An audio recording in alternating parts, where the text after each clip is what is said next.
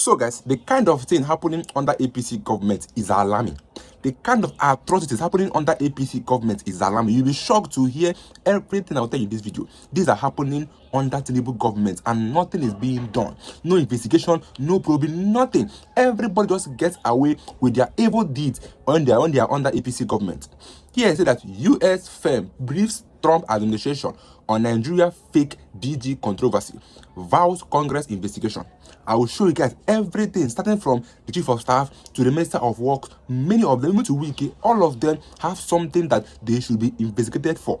But guess what? So far, you are working for Tinubu, you go free with anything you do.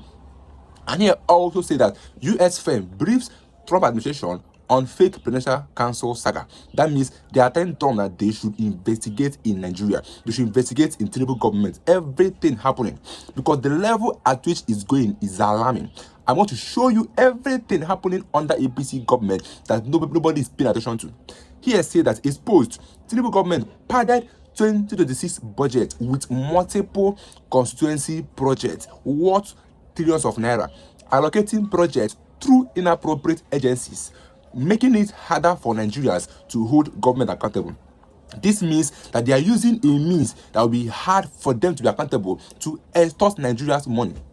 It will shock you to know that these are governments. Let me read that for you. Let's start from Femi Gbajàbíàmílà, the chief of staff to Tinubu. Here say that just in, Femi Gbajàbíàmílà reportedly forged a law, used it to collect 54 billion from the Nigeria Upstream Petroleum Regulatory Commission, claiming it was an order from President Tinubu, Bayo Onanuga, Baxi.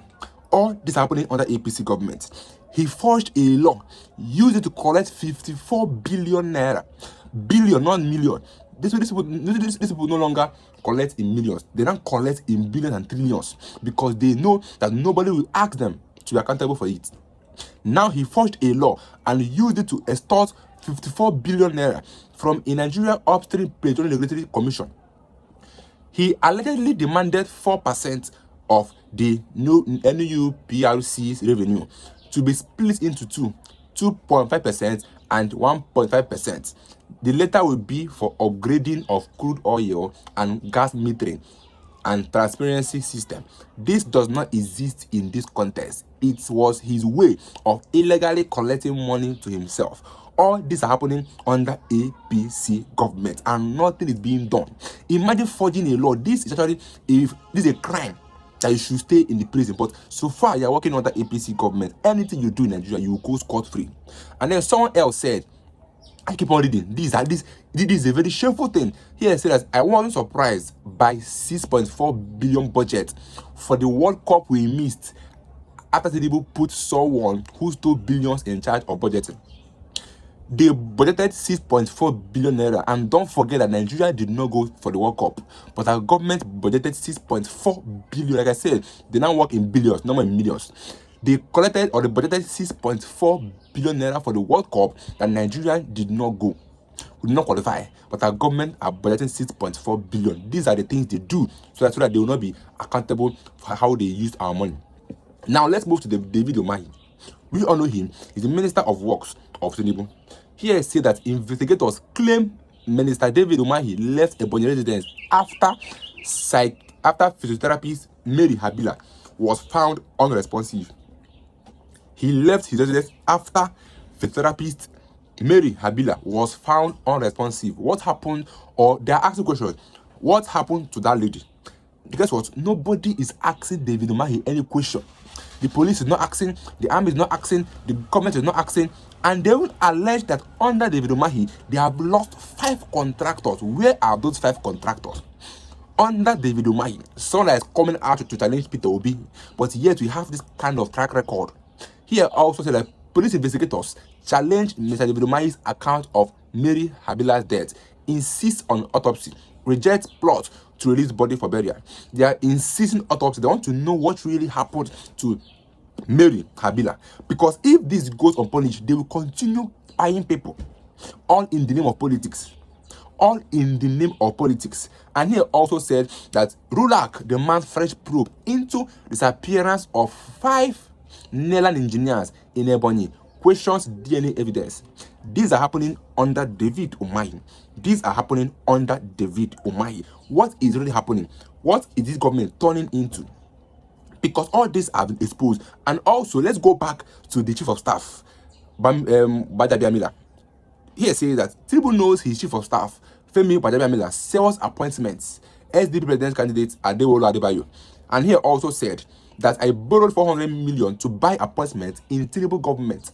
I borrowed 400 million to buy appointments in Tinubu's government. DG of fake presidential council Adeyemi says, insists Gbajabiamila took bribe. And here says that Tinubu knows his chief of staff, Gbajabiamila, sells appointments. He knows all these things, but why are they not tackling it? Why are they allowing these people to keep on spoiling the APC government?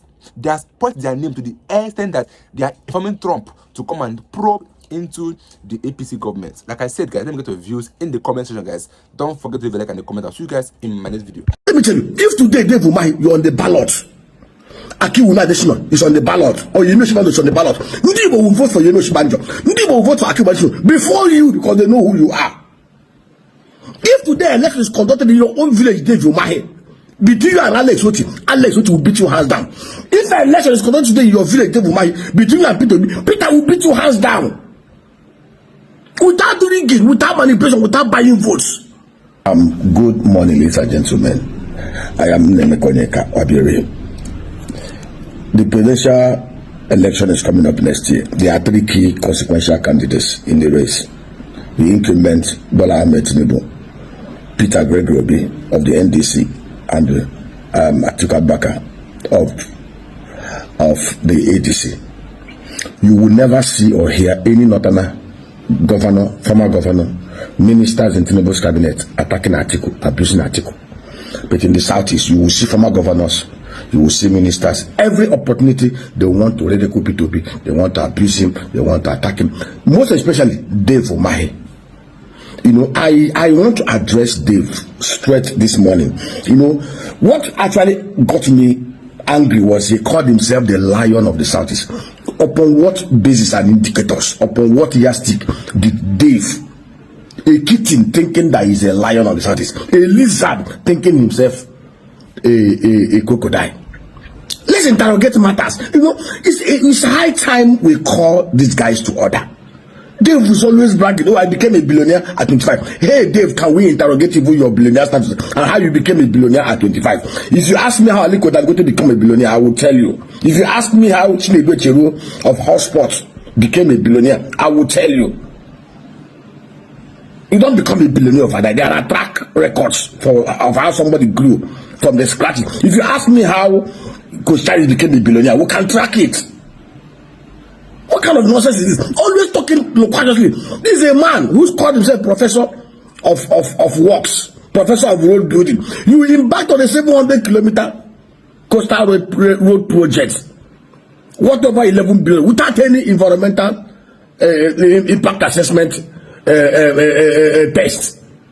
At the end of the day, see Lagos everywhere being flooded. The report conducted after you started that nonsense project today now is very clear that the flood had been exacerbated because of that nonsense. You are governor for it. Can we interrogate your records as a governor? You built 20 flyovers. You built the 50 billion you wasted in doing that Pentest sepulchre you call airport. If that money was properly applied in agriculture, would be generating not less than 300 billion annually for everybody, and will have taken more than 1 million people out of poverty. What is your record? I said, let us even interrogate the HGI. You know, that is why it pains me when I see any Nigerian clapping for some of these governors and former governors. Why they, let me tell you the truth, why most of them, 99.99% do most of these road projects, flyovers to nowhere, is because they usually overinflate the contract sum by 300, 500%, and then the contractors will help them to bring down the money. That is the easiest route to loot. Do projects that had catalytic effect in productivity. They won't do it. Projects that will enhance health, that will enhance access to education, that will enhance and reduce poverty in the land. They will not embark upon it. Look at the Ebonyi State. Today, literacy level in Ebonyi State is 68%. Average literacy rate in the south is 90%. Ebonyi is way below the southeast. Ebonyi has one of the biggest landmass after Enugu in the whole of the southeast. Ebonyi is so blessed with rich agrarian land and the solid mineral resources that a thinking and creative governor will have created, Ebonyi will have been a bastion of wealth. Look at maternal mortality rate in Ebonyi state. The southeast average is about 250 to 300 for every 1,000. 100,000. In Ebonyi, it's almost 550 to 1,300. Double that of the south. Yes, this man will call himself. How do you call yourself land of the southeast when you've ended up impoverishing your people, wasted and filtered little resources that comes them, and did not do anything creative to add value to them, and yet you brag you're the lion? How are you the lion of the southeast? Can we interrogate some of these things? You know, these guys, they open their mouth, they talk, they think that every one of us is as foolish. Let me tell you, the Igbo man is a wise, smart man. No. Let me tell you, if today Dave Umahi, you're on the ballot, Akiwuna Adesina is on the ballot, or Yeno Shibanjo is on the ballot, Ndibo will vote for Yeno Shibanjo. Ndibo will vote for Akiwuna Adesina before you, because they know who you are. If today election is conducted in your own village, Dave Umahi, between you and Alex Oti will beat your hands down. If the election is conducted today in your village, Dave Umahi, between you and Peter will beat your hands down. Without doing it, without manipulation, without buying votes. In Igbo land, that's what we call Ako Uche Unuchu. Igbo are people who are grounded by women and culture. That is why most of you are trying to dilute the value system of Igbo. Because in Igbo land, when the white man came into Igbo, they didn't see prison, they didn't see any harness. In Igbo land, the first thing they ask you before you marry into any family, either as a man or a woman, is they first of all make these three inquiries. Is that place thieves? Igbo man hates thievery. They will ask you, India, one weekend, do they die early? Then they will ask you, India, Yara. These are the three things. And people are easily run mad. This is our world view as in Igbo. Ako, Uche, and Uchu. We believe in Ebambo. Aliko Dangote, who is the wealthiest man in Africa, does not speak arrogantly the way some of you speak. You impoverish your people, you misappropriate their resources, and then you put in your stooges, and then you go to the national level, and every little thing, you are attacking your own people. You are abusing your own people. Have you seen any governor or minister in Tinubu's cabinet from the north abusing Atiku? Every time, every small thing, you open your mouth. Who are you? In a claim that you're lion of which people? Do you see the way we refer this Samun Bakwe? Do you see the way we refer Michael Obara? You think the love Ndiba has for Uchuku and Peter Obi and Michael Obara and this Samun Bakwe is just because they are wealthy? No, they weren't wealthy. They respect their own, but they believe their worldview, their lifestyle tallies with the worldview and the culture of Ndibo. If you want Ndibo to love you, go and do what this Samun Bakwe did. Go and do what Michael Obara did. Tell her your life. Alongside what Peter B is doing, Ndibo will love you. You don't force us to love you. Good evening, ladies and gentlemen. You know, it's so insensitive for an honorable minister of aviation in a bid to ridicule a very significant and consequential presidential candidate in the forthcoming presidential election in 2027. Release the video footage that is even a kind of exposes him to security risks. All over the world, in developed democracies, where common sense prevails, where rule of law prevails, a significant candidate like Peter Gregory Obi, immediately he emerged as a candidate of the NDC. He's supposed to have received special state security service personnel guarding him. All over the world, he's somebody who contested the election in 2023. And got 6.1 million votes. 6.1 million Nigerians voted for him. By ridiculing him, you are ridiculing 6.1 million of your compatriots. All over the world, in advanced democracies, a candidate, a consequential candidate like Peter Obi, immediately he emerged as NDC candidate, should have received special DSS protocol, at least nothing less than 10 DSS officials guarding him, protecting him.